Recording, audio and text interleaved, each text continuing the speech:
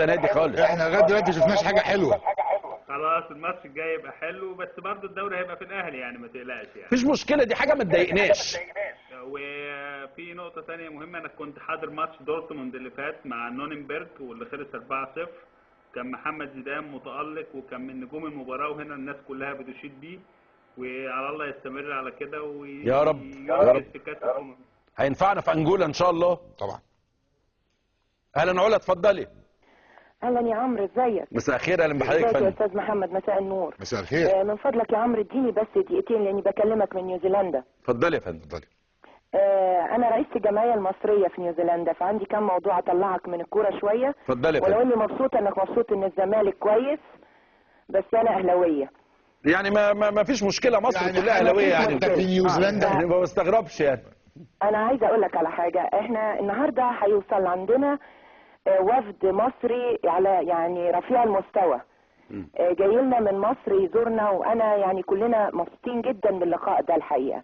ايوه بالظبط، وانا راح استقبلهم كمان شويه في المطار، وكل المصريين هيتجمعوا النهارده، ومساعد وزير خارجيه، السفاره المصريه، يعني 4 سفراء جايين، مستشارين وزاره الخارجيه.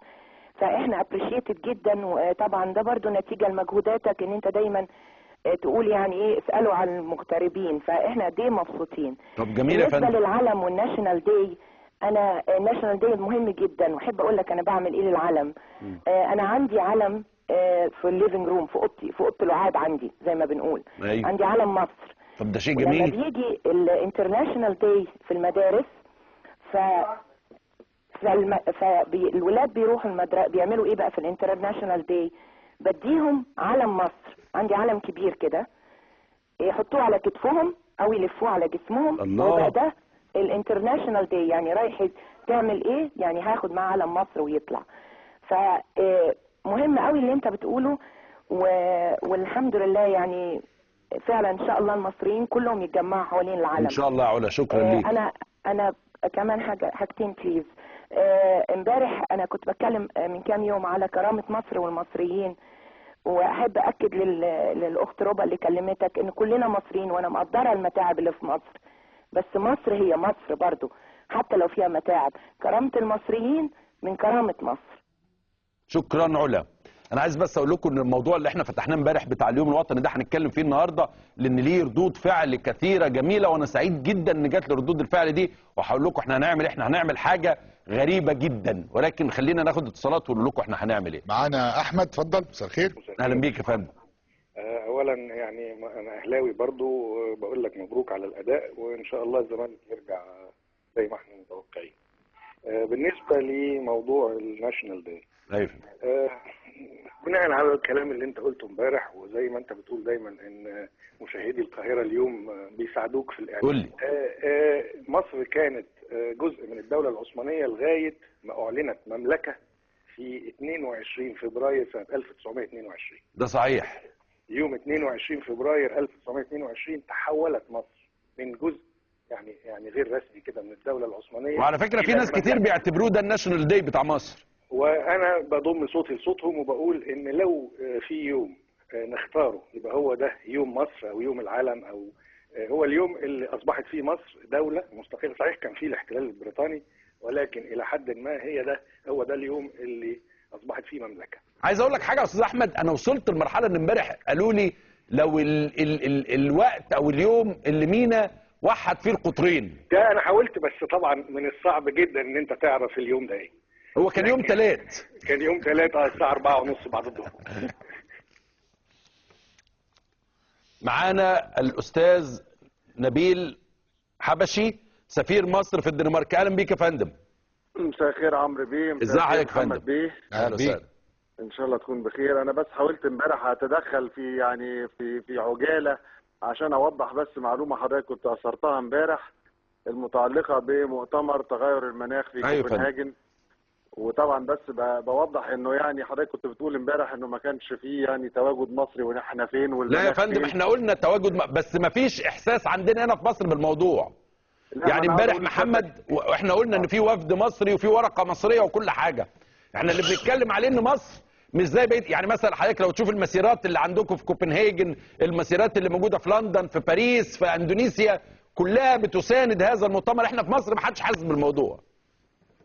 لا هو طبعا يعني هو جايز من الناحيه الاعلاميه، انما من الناحيه السياسيه مصر الرسميه متواجده منذ عام تقريبا. احنا حضرنا كذا مؤتمر، بدءا من المؤتمرات اللي هي جوله مفاوضات بتاعت بون، وثالثها جوله مفاوضات ثانيه في بانكوك، واخرى في برشلونه، والى ان وصلنا الى كوبنهاجن. طبعا المؤتمر بدأ امبارح على مستوى كبار المسؤولين والخبراء، وطبعا ممثل من الجانب المصري على اعلى مستوى، وسيلي ذلك مؤتمر وزاري اعتبارا من يوم 15 والى ان مين رئيس الوفد المصري يا فندم؟ هو المؤتمر اللي كبار المسؤولين ممثل فيه ناس من يعني خبراء من وزارة البيئة وخبراء من وزارة الخارجية، بما في ذلك الوفد الدائم المصري في نيويورك، يعني متجمعين، زائد انه في صحفيين كتير على فكرة بالمناسبة موجودين مصريين هنا. وسيلي ذلك طبعا سيرأس الوفد الوزاري السيد الوزير ماجد جورج على رأس وفد رفيع المستوى، وهيبقى حتى في معاه الأستاذ مكرم محمد أحمد كمان هيبقى يشرفنا هنا. ثم يلي بقى الفترة بتاعة القمة اللي هي آخر يومين 17 و18. أنا بس يعني كنت عاوز أوضح الحتة دي عشان بس ما يحصلش لبس. لا يا فندم، أنا بقول إن إحنا مش مهتمين يعني كبلد. يعني أنا ما بتكلمش عن الجزء الاقتصادي، أنا بتكلم إن العالم كله مقلوب، وحضرتك أكيد شايف معايا ان في كل حته، في سويسرا، في الفلبين، في لندن، في امريكا، المسيرات والدب اللي بيعملوه ده يعني فيه اهتمام، واحنا دوله عندنا مشاكل كبيره في هذا الموضوع، مش مهتمين بالموضوع على الارض. عايز احط سؤال سعاده السفير. هل انا متفق مع حضرتك تماما. هو جايز بس نتيجه التغطيه الاعلاميه ما كانتش كافيه، انما يعني في الايام القادمه احنا يعني سيصل الى كوبنهاجن العديد من الصحفيين، وفي مركز صحفي هيتعمل واشياء كثيره، فاعتقد العمليه هتسمع. اما في داخل مصر فطبعا انت عارف يعني اهتمامات الناس ممكن تختلف. طبعا جايز كان في تركيز على الماتش، انا زملكاوي بالمناسبه، فيعني الف مبروك يا فندم انه في انجاز كويس يعني. طب هل الملف المصري وصل، وهل تعتقد ان هيكون الملف المصري متوافق مع الملف العربي في المناقشات دي، خاصة دول شمال افريقيا اللي هتتأثر جامد جدا؟ شوف حضرتك، احنا طبعا يعني زي ما سيادة الرئيس تملي بيقول، عندنا يعني بنلتزم بمبدأ المسؤولية المشتركة، اللي ان هو ما احناش احنا السبب في المشكلة دي اساسا. السبب في المشكلة هي الدول المتقدمة، يعني الصين وامريكا، قبل بما في ذلك طبعا امريكا، اولهم جايه امريكا. قبل الثوره الصناعيه ما كانش فيه المشكله دي اساسا، فبالتالي احنا ما لناش ذنب في هذه المشكله. احنا بقى علشان نعالج هذه المشكله في حاجه اسمها التكيف مع الاثار السلبيه، في حاجه اسمها خفض الانبعاثات، بس دي طبعا بتجرى بشكل طوعي في كل بلد باتباع اجراءات وطنيه بحته، لا نسمح بتدخل الاخرين في الاجراءات الوطنيه. وفي الشق او المحور الثالث هو بتاع نقل التكنولوجيا والتمويل وبناء القدرات. وفيما يتعلق بالتمويل انا عاوز اقول لسيادتك انه يتعين على الدول المتقدمه ان تمول عمليات خفض الانبعاثات الحراريه. ولما تيجي بنتكلم على تمول، ما يجيش تقول لي انا بديك مثلا مساعدات اكس فلوس كل سنه، ما تجيش تخصم من هذا الاكس وتقول لي طب بقى دي عشان الانبعاثات بتاعتك. لا، انا طالب تمويل اضافي مخصص لهذا الامر. سياده السفير بنشكرك شكرا جزيلا، وان شاء الله هنتابع معاك ما يحدث في يعني مؤتمر المناخ اللي ما حدش حاسس بيه هنا في مصر خالص، ولكن هو مساله هامه جدا ومساله هامه للبشريه. يعني حضراتكم لما تعرفوا انه السنه دي هي اعلى سنه حراره في تاريخ البشريه، يعني واحده من 5 سنين هم الاعلى او الادفأ في تاريخ البشريه، فتعرفوا ان الدنيا بتحرر قد ايه، وانتم ممكن يكون الدلتا عندنا اوطى قد ايه، وممكن الميه لما ترتفع قد ايه، وممكن ايه اللي ممكن يغرق وايه اللي ممكن يتغير، اشياء كثيره جدا. معنا كابتن ابراهيم حسن وهو مدير الكوره في نادي الزمالك. مدير الكوره في نادي الزمالك. مساء الخير. مساء الخير كابتن ابراهيم. عمرو، ازي صحتك؟ هل اللقب اللي انا قلته ده صح؟ ان شاء الله. يعني هو في قرار من مجلس الاداره دي خلاص اتاخد من ساعه ما قبل ما قرروا احنا حسام نبقى موجودين، يعني كان قرار متاخد يعني. بس طبعا مستنيين اللي هو عشان يبقى في عقد رسمي وكل الكلام دوت. لما يبقى القرار بتاع العقوبه دي تترفع ان شاء الله. احنا امبارح كان في اجتماع مع كابتن سمير زاهر، وفي جواب راح للاتحاد الافريقي وجواب راح لشمال افريقيا، والمحكمه الرياضيه نفس الشيء برضه في سويسرا. فان شاء الله خلال الايام اللي جايه دي الموضوع يخلص باذن الله ان شاء الله، اتمنى يعني. تقديرك للمباراه ايه النهارده يا كابتن ابراهيم؟